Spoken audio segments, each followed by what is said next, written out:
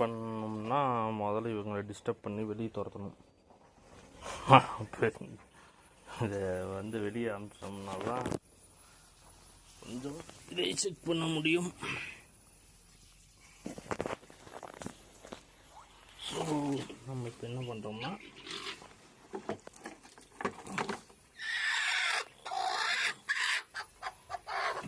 Okay போய்ட்டோம்.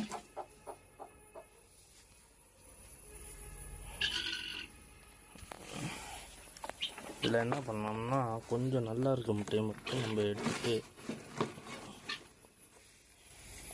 மீதி வந்து அப்படியே அதிலே வச்சிடலாம்.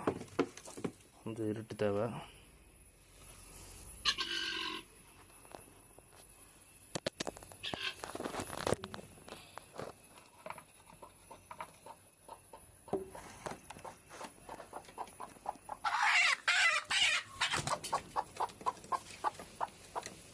விட மாட்டேங்குது.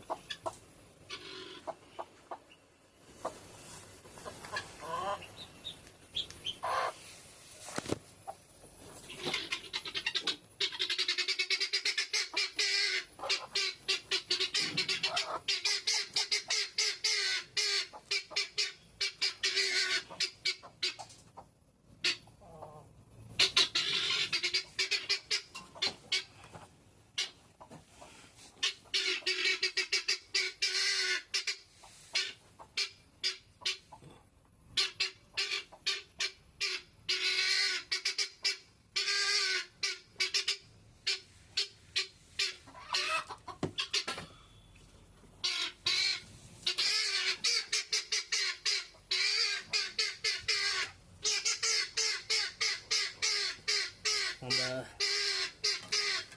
செக் பண்ணதெல்லாம் கொஞ்சம் மார்க் பண்ணிடலாம். மார்க் பண்ணிட்டோம்னா நம்ம எடுக்கிறதுக்கு கொஞ்சம் வசதியாக இருக்கும். அடுத்து முட்டை போட்டுச்சுன்னா அதெல்லாம் வெளியே எடுத்துடலாம்.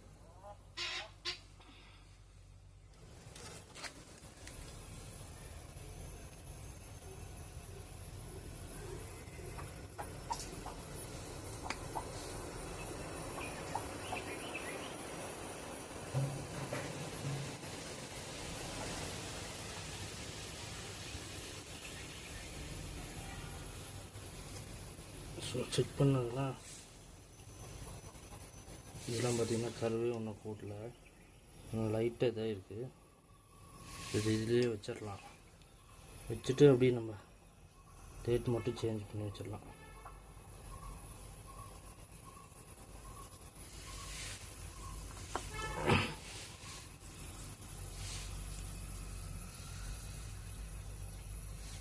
பார்த்திங்கன்னா நல்லாவே கரு கூட்டு.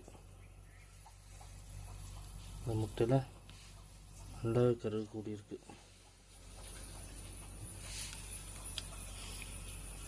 கருக்கூடு ஒன்று முட்டை மட்டும் நம்ம கொஞ்சம் அடையாளம் போட்டோம்னா புது முட்டையை வெளியே எடுத்துடலாம்.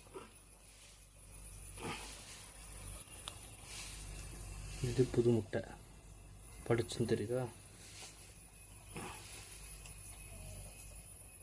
இது கரு கூடியிருக்கு.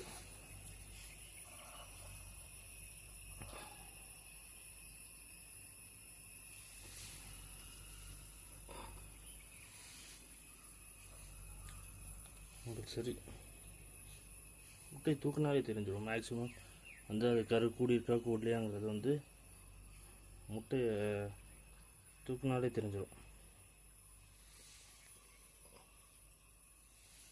இது கரு கூடி இருக்கும்.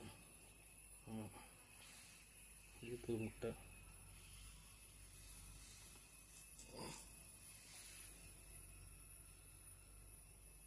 நல்லா கரு கூடி இருக்கு.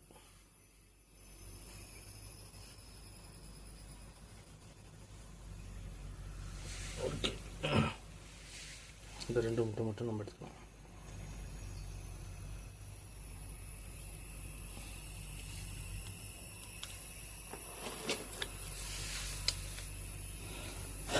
எடுத்துகிட்டு மறுபடியும் நம்ம அப்படியே வச்சாச்சு. அது அப்படி உட்காந்துக்கும். நீ அடுத்து கோழிக்கு எதுவும் முட்டை போட்டுச்சுன்னா நம்ம வந்து அந்த மார்க்கை வச்சு மார்க் பண்ணியிருக்கிறது மட்டும் நம்ம விட்டுட்டு மீதி வெளியே எடுத்துக்கலாம். டெய்லி அது ஒரு கரெக்டாக டைமிங் பார்த்து எடுக்கணும். அது என்ன கண்டிஷனில் இருக்குதுன்னு தெரியல. அது பாட்டுக்கு உக்காந்துக்கிட்டே தான் இருக்குது. முட்டைகளும் இருக்குது. எதுவுமே ஒன்று டேமேஜ் ஆகலைங்க. ஒன்றும் ஒரு டேமேஜ் ஆகலை. பக்காவாக வச்சுருக்கு.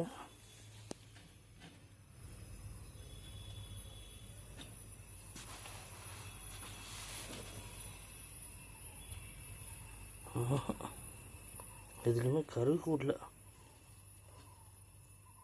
நம்ம எது சாப்பிட்ருந்தாலும் சாப்பிட்டுருந்தோம். எதுவுமே கரு கூடல. சரி இருக்கட்டும், அது உட்காந்து தானாக வெளில வரப்போ வரட்டும்.